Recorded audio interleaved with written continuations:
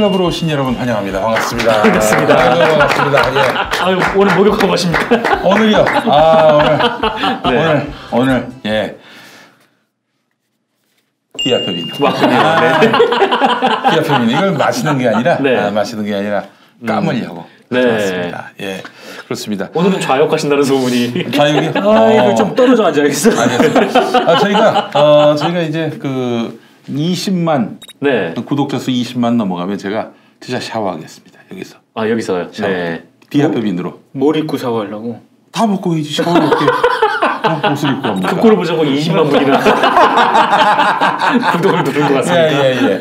야, 근데 지금 뭐 저기 누구야? 홍준표는 뭐 순식간에 뭐 20만, 30만. 50만 원씩 후원이 막 들어와요. 그러니까. 야, 그래서 어떻게 해야 그렇게 될지.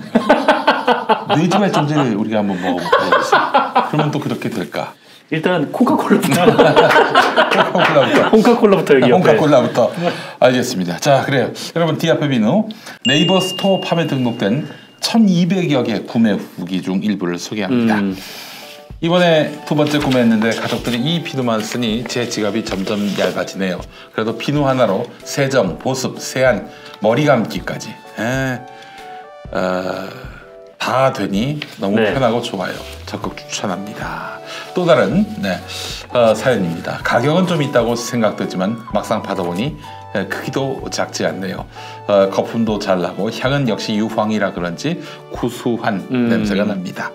근데 사용하고 나면 순하고 부드럽고 수분감도 있어서 촉촉한 느낌이 납니다. 만족하고 있습니다. 예, 같이 주신 스킨 너무 좋네요. 라고 하셨습니다. 디아페 사장님의 부탁이 있었습니다. 김용민 PD의 열혈팬 라이코리아 이권진 님이 며칠 전 디아페 비누 40세트를 한꺼번에 구매하셨다고. 헐. 아이고 감사합니다. 쓸데없는 짓을 하셨네요. 디아페 비누의 특징은 잘 아시죠? 정제된 유황을 원료로 사용하는데 유황의 살균 효과로 습진이나 가려움증, 땀띠, 모낭충, 여드름 등에 매우 효과적입니다. 보니까 머리를 긁다 보면 머리에도 여드름이 나는 경우가 종종 있어요. 근데 이 디아페 비누 사용 이후로 그런 일들을 저는 잊어버렸습니다. 예. 자, 제주도산 마유 오일, 말에서 얻은 기름을 사용해서 보습 효과가 정말 뛰어납니다. 피부 건강에 이로운 성분들이 포함된 어성초를 원료로 사용하는데 천연 재료, 단순 천연 재료가 아닌 발효 숙성시킨 피부에 도움이 되는. 왜? 발효 숙성시킨 피부에 도움이 된다 그래서. 뭐야 이게 어떻게 단순 발효 숙성시킨 피부에 도움이 되는 이렇게 가야 되는데 네가 읽어라 그럼. 단순 천연재료가 아닌 발효 숙성시킨 피부에 아버지 가방에 들어가 있었습니다. 어쨌든 이제 그 피부에 도움이 된답니다. 네, 알겠습니다. 아드님이 한의원을 운영한다고 하네요. 예, 원래 그 가족들 피부 트러블 때문에 만들었는데 반응이 좋아서 12년 동안 만들었고 또 팔아왔습니다. 보습력이 강하기 때문에 샤워 시에도 한번 사용해 보시기 바라겠습니다. 예, 이 최욱의 쥐똥고추님 이거 한번 사용해 보세요. 쥐똥고추가 이제 거의 뭐랄까 그 왜 알뜰 소세지 있지 않습니까? 야구방망이 같은 알뜰 소세지, 알뜰 소세지 고추로 바뀝니다. 디아페 비누의 강력한 이 비누에 그런 기능이 숨겨져 있습니까? 그렇습니다. 그럼 오늘 한번 보여주시죠. 그러니까 이거는 내가 또 보여드려야 되나? 예. 알겠습니다. 자, 최근에 그 디아페 비누에서 연꽃 오일로 만든 세상에 이 수제 스킨을 샘플로 드리는데 요즘 김용민.com 또는 관훈 라이트 클럽 광고 보시고 주문한다 이런 메시지 남겨주시면은 그분들께만 샘플 드리고 있습니다. 검색창에서 디아페 비누 검색해 보시기 바라겠습니다. 자, 그러면 또 머리를 또 오늘 감도록 하겠습니다. 구독자 수 20만 넘어가면 샤워도 한다고 말씀드렸죠. 물을 좀 치우세요. 이게 튈 수가 있어요. 예. 자, 그러면 또 이거 먹는 물이니까. 자, 그래요. 오늘도. 근데 이 디아페 비누로 세수를 하거나 머리를 감으면은 급격히 젊어지는 효과가 나오긴 합니다. 그래요. 맞아요. 머리를 좀 감겨주실 생각은 없으신가요? 내가 하니까. 자, 그렇습니다. 여러분들 위해서 디아페 비누로 지금부터 머리를 감도록 하겠습니다. 예. 도도님이 또 감냐고. 야, 니들이 살 때까지 못 감을 거야. 어? 사야 말이지. 어? 사지도 않을 거면서. 아이고. 네. 다짜고짜 머리를 넣습니다. 네. 그래도 오늘 원래 세수를 할 생각이었거든요. 이 세수를 할 생각이었는데 제작진분들이 너무 큰 이러다 머리 감을 생각일 때 욕조를 들고 들어온다고 이러다가 네. 기분이 좀 어떠십니까? 아우 좋아요. 아우 상큼해. 네. 난리가 났어. 정말 거품이 많이 납니다. 실제로. 거품이 많이 나요. 예. 네, 엄청난 거품이 나고 있어요. 박박 머리 긁는 소리 들리십니까? 네. ASMR. 아니 근데 여기 와서 머리 감는 거 같지? 네. 집에서 안 하고 여기 왔어. 넣기 시작했습니다. 화산 노출. 뭘 찾으시죠? 네. 지금 이게 좀. 야, 저기 빈 컵 좀 줘봐. 빈 컵. 빈컵이 없는데. 빈컵이 없어. 빈컵은 뭐 하시려고요? 아, 이거 뒤에 이렇게 하게. 아니 왜 이게 저기. 아니 왜 이게 안 닦여? 어깨에도 이렇게. 뒷목이 되게 딱딱하세요. 이게 왜 안 닦여?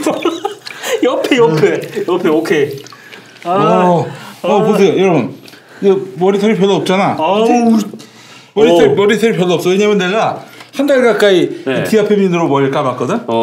이게 뭐 없잖아, 형님.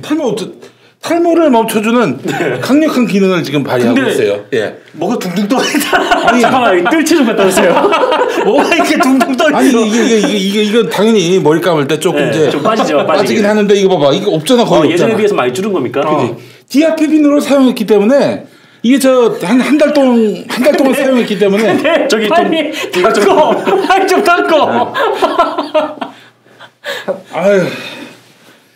그러니까 한 달 동안 사용하다 보니까 이거 보세요.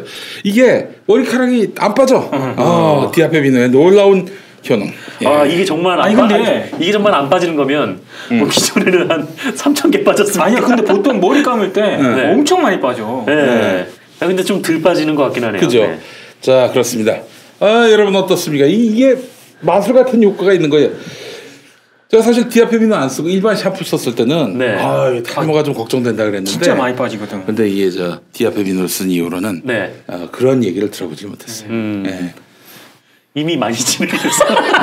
많이 진행인데 아니야, 이제라도 디아페민을 통해서 우리가 탈모의 그 고민으로부터 헤어나올 수 있게 됐어요. 고민이 해결되셨습니까? 해결됐어요. 진짜 훌륭한 비입니다. 그렇습니다. 네. 예. 자, 이거 보세요. 확실히 지금 제작진 고무장갑 물 만지기 싫다 이거야. 고무장갑 꼈어. 이게 또 머리 담근 물 만지기 싫다 이거야. 물이 너무 들어온다 이거지. 야, 마셔.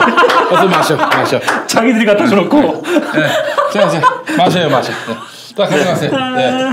자, 감사합니다. 고맙습니다. 아유. 고무장갑. 네, 무슨 건축 폐기물 버리듯이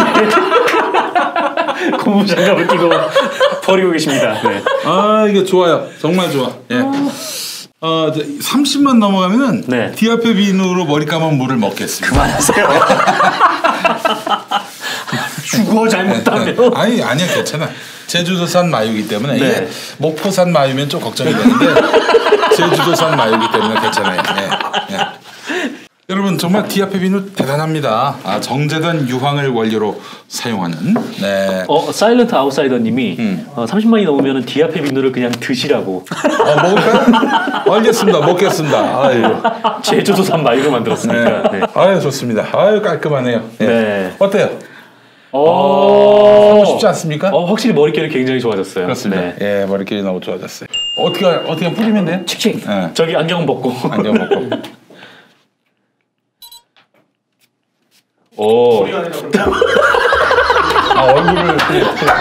얼굴을 뿌리는 거였어요? 얼굴에 뿌리는 거를 지금 머리에 뿌렸습니다.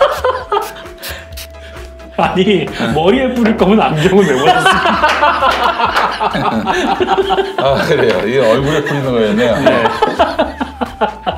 예전에 저희 아버지가 가그린 처음 나왔을 때 초등학교 때였을 거예요.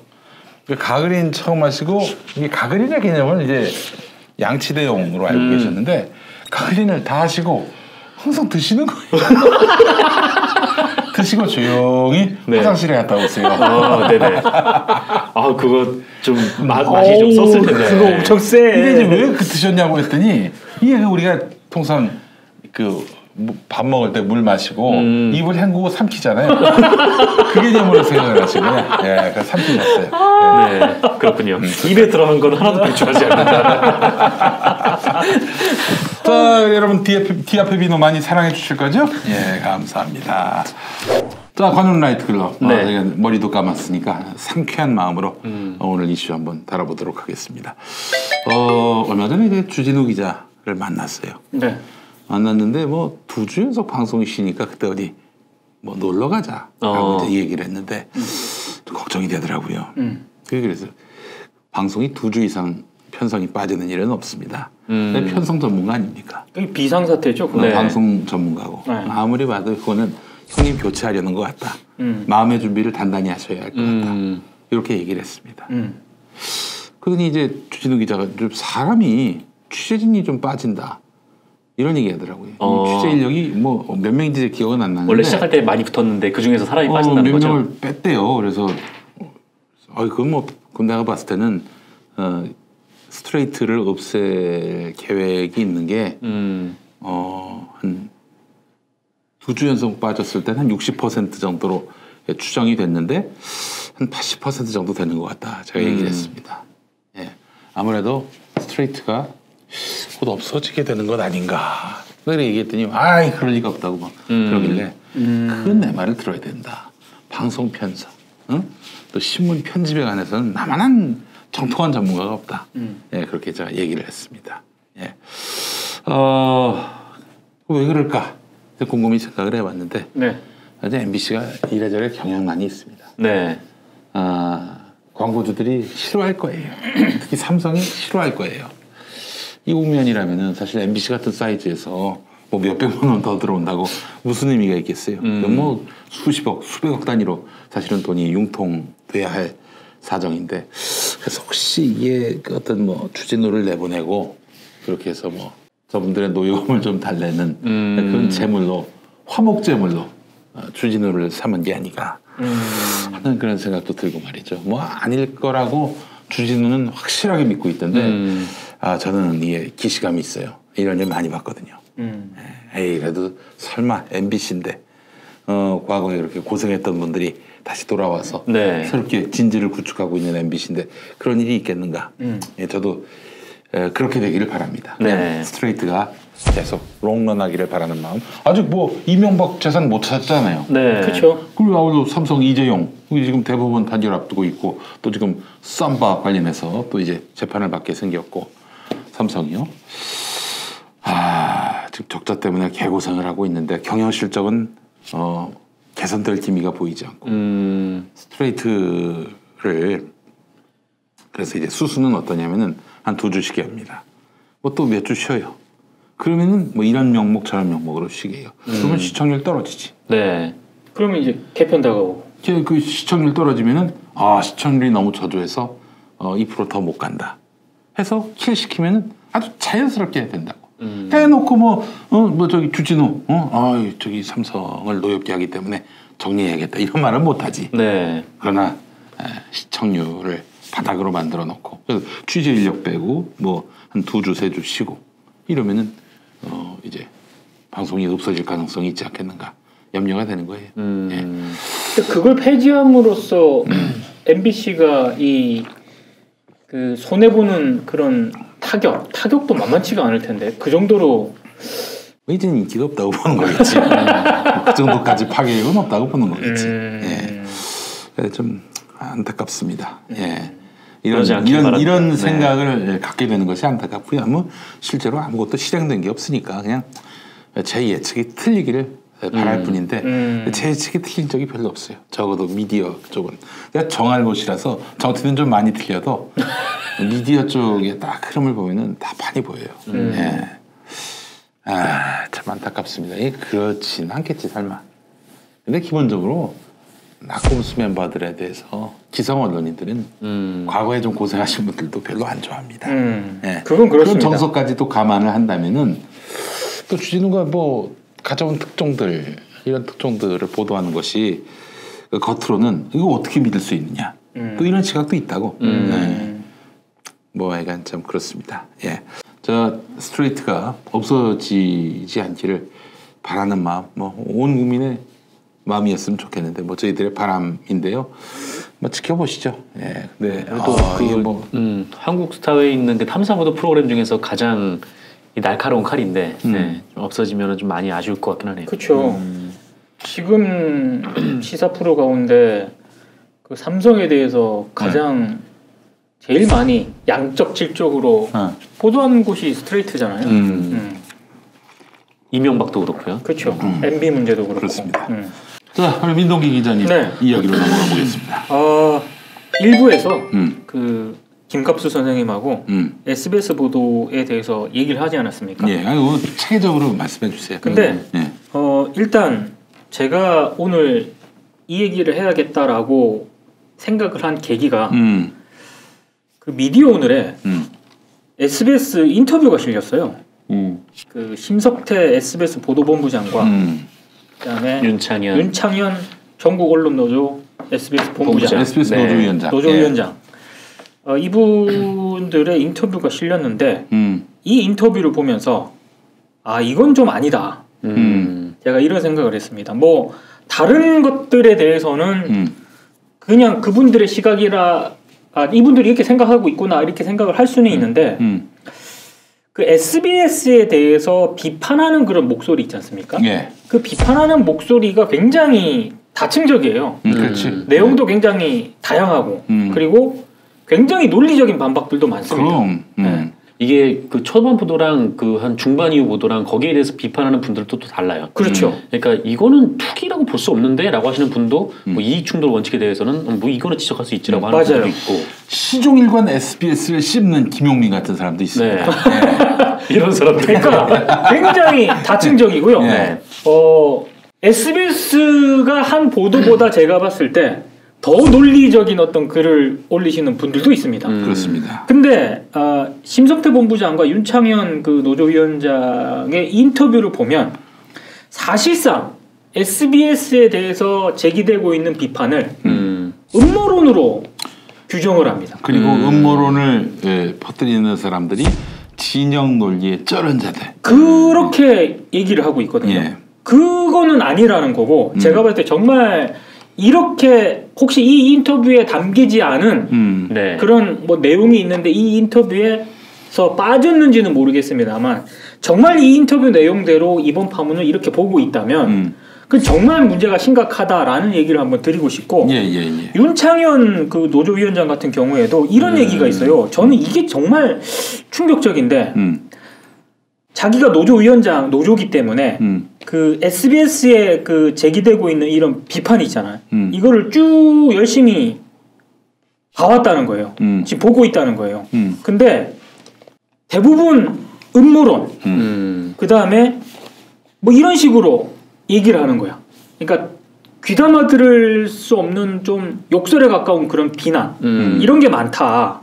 이렇게 얘기를 하고 있거든요. 이거는 좀 아니지 않습니까? 그러니까 음모론에 기댄 근거 없는 문제 제기를 노조가 무분별하게 수용할 수 없다라고 얘기를 하고 있습니다. 근데 지금 정말로 SBS 보도에 대해서 가해지고 있는 이런 비판을 제대로 검토를 하고 있는 건지 노조에서는 저는 이걸 전부 음모론으로 생각하는 도대체 근거가 뭔지 이게 이런 거지. 저기 태영건설이 태영건설의 이익이 그 결부돼 가지고 SBS가 그렇게 보도했다. 그러니까요. SBS 보도에 대해서 제기되고 있는 비판 가운데 태영 음모론도 있죠. 근데 아까 김갑수 선생님 일부에서 얘기를 했지만 저는 그 동의를 안 하거든요. 근데 태영 음모론만 있냐고요? 아니에요. 그 외에도 되게 많아요. 그 얘기를 잠깐 할게요. 그러니까 저는 이 문제의 핵심이 뭐라고 생각을 하냐면 음모론이 문제가 아니고 지금 심석태 본부장하고 윤창현 노조위원장은 음모론으로 지금 규정을 하고 있는데 음모론은 그 일부의 문제 제기이고 저도 동의를 안 하지만 제가 봤을 때 이 문제는 SBS 보도가 부실하다는 겁니다. 그렇죠. 아니 그러니까 내가 한 얘기가 그거야. 사실 SBS 같은 엄청난 규모의 큰 사이즈의 방송사가 말이죠. 이런 음모론 섞인 사실에 기반하지 않은 그런 낭설 추측으로 비난을 받을 때는 우리 기사가 얼마나 어처구니 없었으면은 이런 음모론까지 나돌았겠나 하는 생각을 하는 것이 우선입니다. 네. 그 정도 사이즈의 언론이. 그런데 이런 시민들의 그런 들불 같은 그런 분노, 반발을 다 너희들이 거짓에 기반한 억측을 하고 있기 때문에 그런 개소리를 하는 거야 라고 하는 것이 바로 대중을 조수로 하는 그런 사고방식의 일단이에요. 그리고 이미 많은 분들이 지금 관훈 라이트를 시청하고 계신 분들도 그 페이스북이라든가 SNS에서 많이 접하셨던 글들 그다음에 아마 김용희 PD나 정성근 선수도 접하셨을 거예요. 이광열님, 김용훈 기자라든가 송요훈 전 MBC 기자 이런 분들은 이런 분들이 하나하나 글을 다 올리거든요. 그런 글들을 고일석 기자 맞아요. 고일석 기자도 그렇고 하나하나 반박을 하는데 그 반박은 음모론하고 전혀 상관이 없습니다. 투기 프레임이 온당하냐? 온당하지 않다. 왜냐? 투기 프레임으로 단정할 수 없는 게 더 많다. 이미 그거는 김갑순 선생하고 일부에서 다 얘기를 하지 않았습니까? 아니 사실상 목포의 구도심 공동한 현상까지 벌어지는 거기에서 서울 수도권의 투기 프레임을 가져다가 거기다가 적용시키면 이거는 너무 허점이 많아요. 그러니까 해당 지역의 구체적인 상황을 봐야 되는데 SBS는 정말로 보도를 자세히 뜯어보면 건물 몇 채, 몇 평 이렇게 보도를 하거든요. 그러니까 가장 저는 문제가 심각하다고 생각을 했던 게 건물값 4배 뛰었다고 처음에 얘기했어요. 투기 프레임 딱 설정하면서 건물값 4배 뛰었다. 근데 목포 MBC하고 KBS가 다시 팩트 체크를 했는데 일단 그 팩트 관계에서도 틀리고요. 어긋났고 4배 아니라는 얘기도 많아요. 네. 그러니까 적어도 4배가 뛰었다고 하려면은 최소한의 근거가 있어야 되는데 근거 없습니다. 뛰었다더라 얘기하는 게 다예요. 네. 네. 그러니까 그거는 아니라는 거죠. 그게 무슨 탐사 보도야. 그런 카더라가 그 저널리즘의 본령은 아니지 않습니까? 그러니까 4배라고 얘기하는 것도 팩트 관계에서 일단 어긋난 데다가 생각을 해봅시다. 강남이나 이런 데서 10억에서 40억으로 4배 뛴 거하고 목포 이런 지역에서 예를 드는 거예요. 1,000만 원에서 4천만 원으로 뛰는 거하고 이게 지금 투기 프레임으로 동일하게 적용이 돼야 하는 이런 프레임이에요. 그러니까 부동산 투기 보도에서 기본도 안 지켰어요. 제가 봤을 때. 그리고 부동산 투기 보도에서 가장 기본이 뭐냐면 몇 배 뛰었다라고 얘기를 하려면은 액수가 최소한 대략적으로라도 붙어줘야 돼요. 그렇지. 뭐 이를테면 20억에서 80억으로 4배 뛰었다. 10억에서 40억으로 4배 뛰었다. 통상적으로 이렇게 가야 되는데 SBS 보도 그거 없었어요? SBS는 액수 없습니다. 그냥 4배 뛰었다가 다예요. 이거는 아니라 이거는 과연 모르고 그랬을까? 저는 그렇지 않다고 그러니까 생각해요. 이제 그 언론들이 이런 거예요. 뭐 이건 뭐 기사가 부실한 건 말할 것도 없고 예를 들어서 그런 가격을 얘기해봐. 그럼 겨우 그게 뉴스거리가 될 만한가? 이런 얘기가 안 나오게. 그러나 또 그렇게 4배로 얘기함으로써 거짓말은 아니잖아 최소한. 뛴 건 맞으니까. 네, 거짓말은 아니잖아. 거짓말은 아니지만 시청자들이 디테일로 들어갔을 때 실망할 수 있는 것들은 또 배제를 해버리고. 근데 뭐 4배인지 아닌지도 지금 정확하게 4배인 것도 KBS나 목포 MBC 팩트 체크를 해보면 달라요. 다른 주장이 나오거든요. 그러니까 이게 주장과 주장이 엇갈리는 거예요. 그러니까 사실관계와도 거리가 있고 그리고 이건 저희 추정이에요. 왜 액수를 뺐을까 저는. 그거는 SBS가 처음 보도했던 투기 프레임이 안 맞아. 이 액수를 그 보도에 집어넣으면. 그렇지. 네. 그래서 저는 뺀 게 아닐까라는 의심을 하고 있습니다. 그러니까 봐봐. 그러니까 그것들을 다 적시해서 보도를 하면은 그 특정 보도의 어떤 그런 그 무게감, 가치가 좀 떨어지잖아요. 그렇지만 사실 보도는 하되 디테일은 감추는. 그렇죠. 디테일은 감추는. 이렇게 해놓고 보도를 냈단 말이죠. 네. 이건 손혜원의 반론을 듣고도 낼까 말까 고민하다가 그냥 내자, 지르자. 손혜원 지가 뭔데 우리가 보도 나온 것 같고 더 시비를 걸겠어. 시비 걸면 지만 욕먹지. 이 발상이 가능했다고 봅니다. 저는. 그리고 제가 봤을 때 두 번째 보도의 문제점은 손혜원 의원이 그러니까 투기 프레임을 설정을 한 거지 않습니까? 나중에 제가 봤을 때 SBS가 살짝 뒤로 물러서면서 우리는 투기라고 단정 안 했다라고 그거는 좀 지금 너무했어요. 저 진짜 이런 단어는 표현을 별로 안 좋아하는데 이 사람이 선수들끼리 말장난을 하고 그래. 무슨 단정을 안 했고 자기네들이 보도한 첫날 보도한 그 보도를 봐요. 완전히 투기 의혹으로 지금 몰고 간 거지. 근데 그 투기 의혹 다음에 저는 그게 그나마 좀 설득력을 가지고 어느 정도 SBS 보도의 정당성을 가지려면 손혜원 의원이 직위를 이용을 해서 문화재청의 영향력을 행사했는지를 SBS가 보도를 통해서 나름 근거를 붙여서 의혹을 제기했었어야 된다고 보거든요. 없습니다. 그럼 사전에 문화재거리 그 지정 정보를 알았느냐? 이것도 최소한 탐사 보도라며.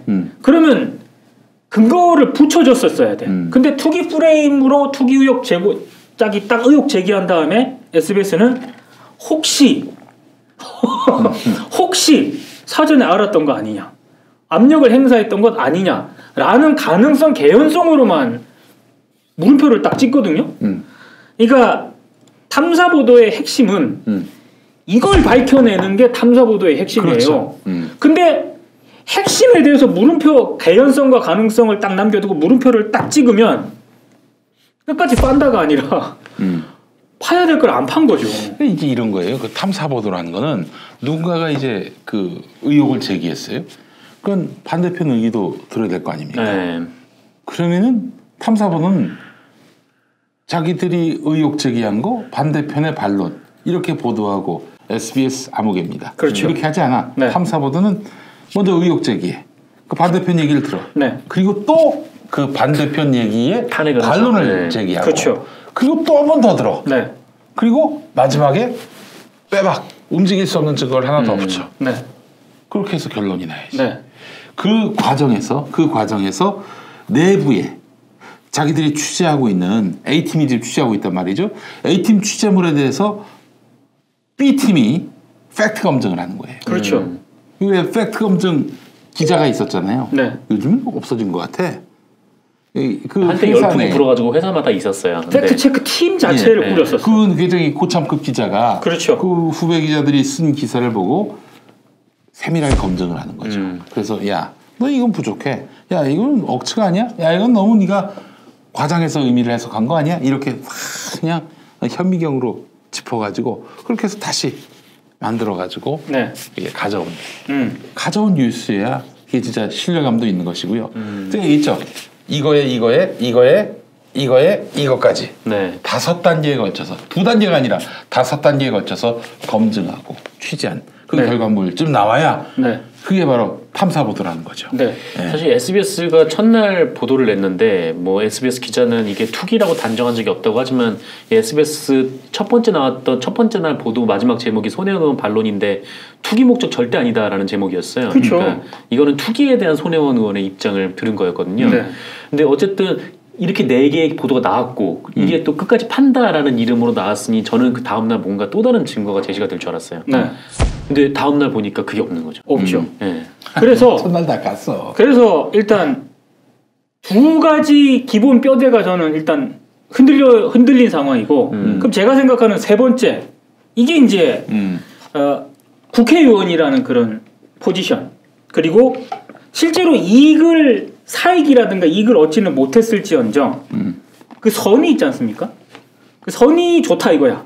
그럼에도 불구하고 국회 문광이라는 민주당 쪽 간사이라는 그 지위를 가지고 있고 국회의원이고 오해를 받을 수 있는 이런 처신의 문제 이거는 문제 아니냐? 오케이 그건 인정.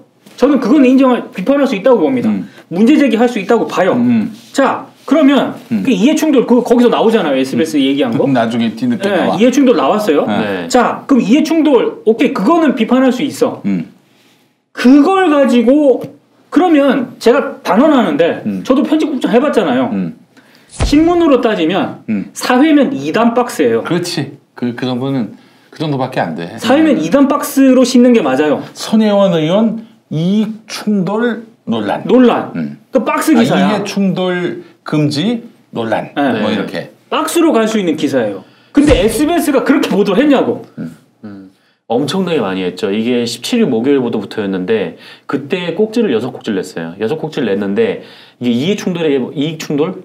하여튼, 이해충돌. 네, 이해충돌의 원칙. 이해충돌 금지 원칙. 네, 금지 원칙 그게 있는데 저도 그 점은 좀 지적할 만한 부분이 있다라고 생각을 해요. 그래, 그러니까 지적할 수 있지. 할 수 있다고 생각하는데 근데 제가 봤을 때 이 목요일 보도부터는 좀 많이 나갔다라는 생각이 들어요. 왜냐면 이성을 잃은 거야. 왜냐면은 비난을 받으니까 또 그 순간쯤 되니까 이 손혜원하고는 이 전쟁이 벌어진 거예요. 그러니까 정말 용기 있는 언론사는 우리가 보도를 좀 엉성하게 했다, 설익게 했다 그러면은 진짜 저희가 보도를 좀 엇나가게 한 것 같습니다. 의혹제기는 잘못됐습니다. 이러고 빠지는 게 옳아요.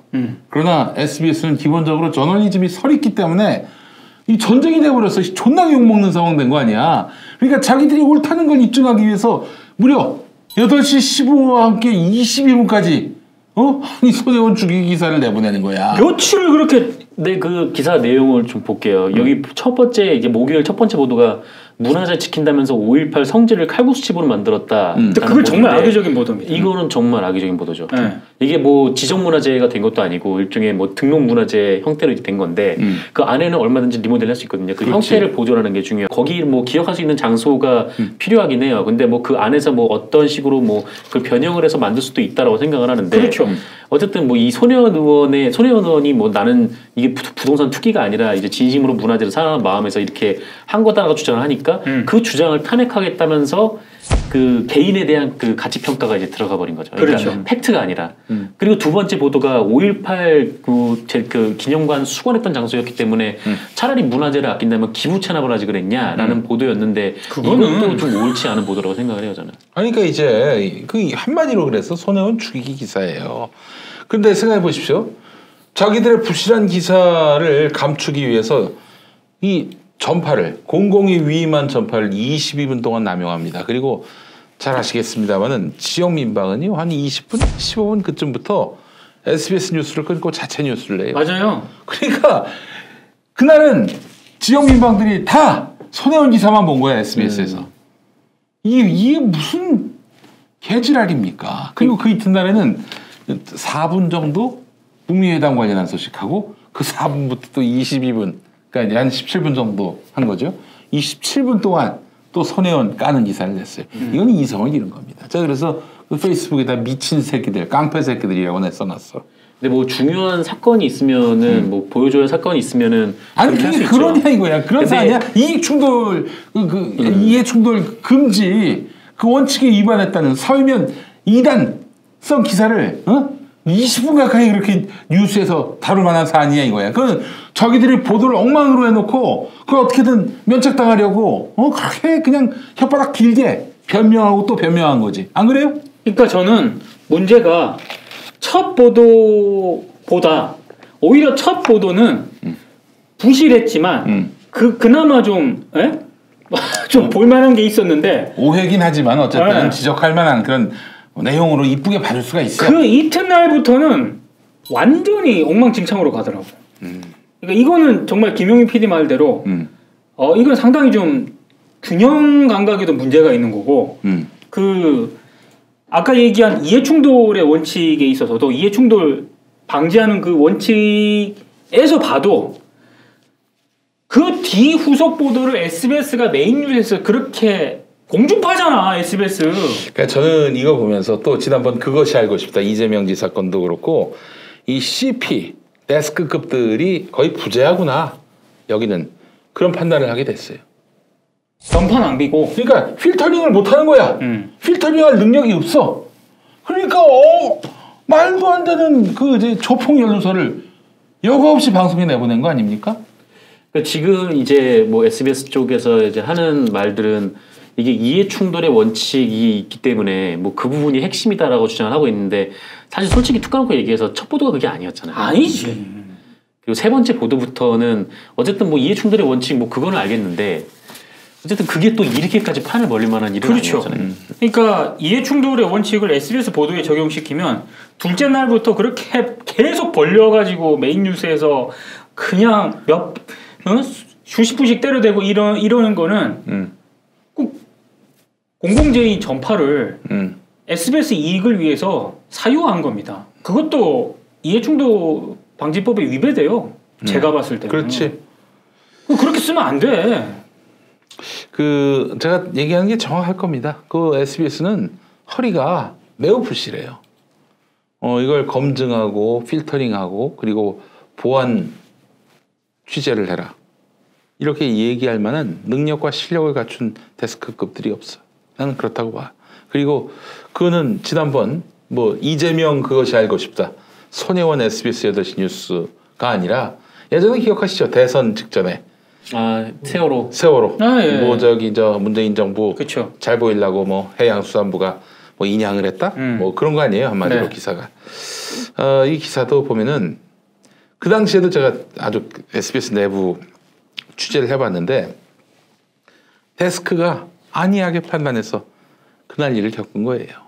SBS가 그날. 그러니까 다시 한번 제가 오늘 관훈에서 이걸 일부에서 김갑수 선생하고 얘기를 하면서도 김갑수 선생은 조금 손혜원 의원 쪽에 좀 포인트를 맞췄다면 형님은 저널리즘적으로 좀 부족하는 거예요. 이거는 특히 윤창현 그 SBS 노조위원장한테 진짜 다시 한번 얘기를 하고 싶은데 이렇게 얘기를 했어요. 노조는 공정방송 감시 활동을 기본 책무로 한다. 그런 차원에서 손 의원 보도에 대한 여러 비판을 두루 살펴보고 있다.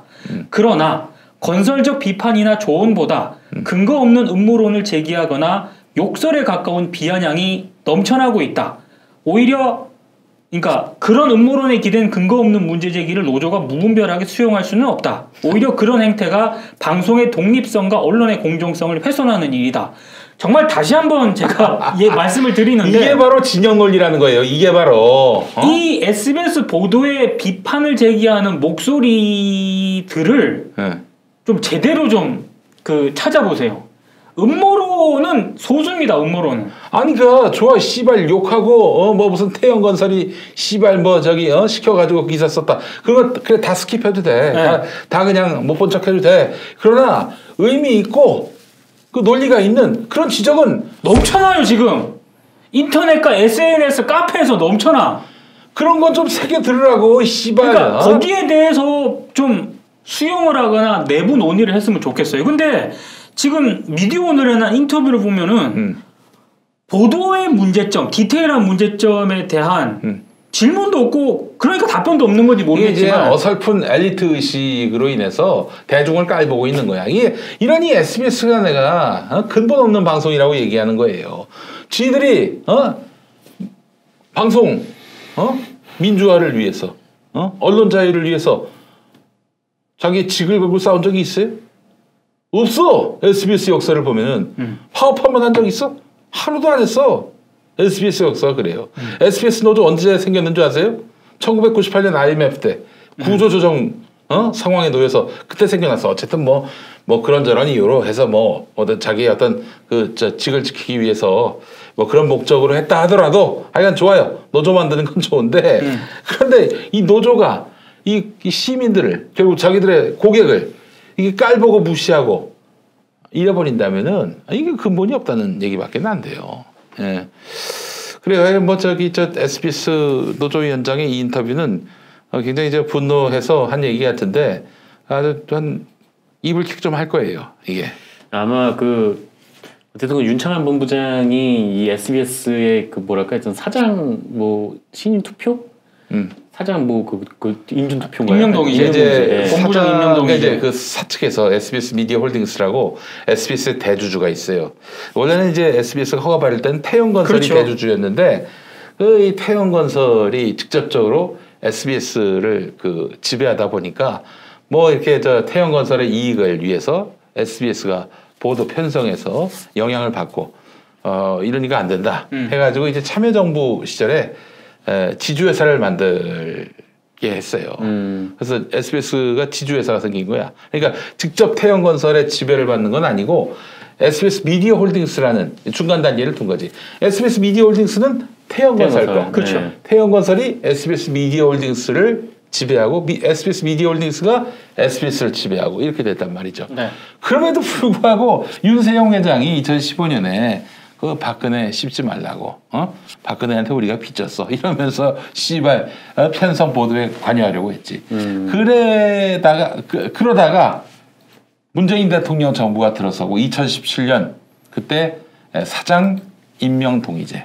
그러니까 SBS 미디어 홀딩스에서 사장을 세운단 말이죠. 네. 그럼 그 사장에 대해서 사내 구성원들이 그렇죠. 동의를 해야 사장이 될 수 있는 거야. 네. 또 보도본부장도 그러고 그렇게 함으로써 뭐 사실상 이제 이제 SBS가 뭐 태영으로부터 어느 정도 공정성을 확보하는 시스템을 갖췄다고 자부하고 있는데 천만의 말씀이죠. 저기 태영건설 우리 또 윤세영 회장님.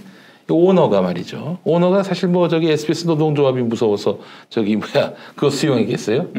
문재인 정부가 무서워서 수용했어요. 한마디로 얘기해서. 정권 바뀌어봐. 예를 들어서 황교안 대통령 정부가 생겼다고 쳐봐. 씨발 그러면 우리 세영이 형님이 2017년에 약속도 약속이니까 우리가 사장 임명 동의제 이건 지켜야지. 그럴까? 그때 SBS 기자 PD들이 어떻게 싸우는지를 그래서 예를 들면 저 SBS 노조가 들고 일어난단 말이지. 들고 일어나지 않을 수가 없겠지. 자기들의 일종의 어떤 성과인데. 그럴 때 파업합시다 했을 때 파업할 수 있을까? 난 하루도 파업 못한다고 봅니다. SBS의 현재 마인드와 스피릿과 멘탈리티로 봤을 때. 그러니까 마무리를 하면 SBS의 손혜원 관련 보도는 저는 뭐 대주주라든가 태영이라든가 이런 쪽이 뭐 직접 개입했을 가능성은 저는 그거는 진짜 없다고 보거든요. 그게 오바야, 오바. 오바거든요. 근데 정말로 이 얘기는 드리고 싶어. 이번 뭐 태영 음모론이나 이런 그 대주주의 뭐 보도 개입 이게 핵심이야. 이거는 그냥 정말로 그냥 아니 분노하면 욕할 수도 있습니다. 그렇죠. 욕 들을 수밖에 없는 게 방송이에요. 방송은 기본적으로 자기네 거가 아니야. 국민으로부터 위임받은 거야. 그러면 국민으로부터 무수한 얘기를 들을 수가 있어요. 네. 저는 심석태 본부장과 윤창현 그 노조위원장에게 꼭 드리고 싶은 거. 이거는 그런 음모론 차원이 아니라 SBS 보도가 그 완결성에 문제가 없느냐. 보도. 그리고 취재윤리라든가 취재 ABC를 지켰느냐. 그리고 무리하게 그 투기 의혹 프레임으로 가기 위해서 투기 의혹에 반박할 수 있는 팩트들을 의도적으로 배제를 시킨 게 아니냐. 이런 부분들에 대해서 이건 분명히 내부적으로 검토를 해야 돼요. 그냥 SBS 보도에 대한 비판을 다 무슨 음모론으로 그렇게 치부를 하고 우리 보도 정당하다 지금 이럴 계제가 아니고요. 네. 손혜원 의원에 대한 비판 충분히 있을 수 있는데 그 못지않게 SBS 보도는 그럼 온당했냐? 이거는 언론계 내부에서도 그렇고 학계에서도요. 이거는 진짜 나중에라도 이거는 따져봐야 돼. 이거는 자기들의 뉴스를 손색없게 하기 위해서 불편한 부분 혹은 뭐 어떤 책 잡힐 부분들은 지웠다, 감췄다. 이게 바로 이해충돌 금지 원칙이 그렇죠. 하는 겁니다. 네. 예. 어쨌든 뭐 문재인 정부의 흐름도 있지만 뭐 사장 임명 동의제 따내려고 SBS 구성원들이 노력했다는 건 뭐 알고 있거든요. 근데 좀 뭐랄까 뭐 그럼에도 불구하고 뭐 그래서 이제 뭐 이 태영건설이 개입했다 이 얘기에 뭐 화들이 많이 나신 것 같은데. 소영님 말 들어. 정동진은 애 아빠인데 건드리지 말자. 그렇지. 가만히 있어. 우리가 다 할게. 그러니까 어쨌든 뭐 하여튼 뭐 태양 뭐 그쪽에서 이제 화가 많이 난 것 같은데 그래도 불구하고 독자들이 얘기하는 거는 좀 열릴 마음으로 들을 필요 있는 것 같아요. 그렇죠. 네. 네. 비판은 굉장히 다양하게 제기가 됐는데 그 다양한 비판을 음모론으로 딱 일축시키지 마십시오. 예. 지금 그런 상황 아닙니다. 알겠습니다. 하여간 뭐 저기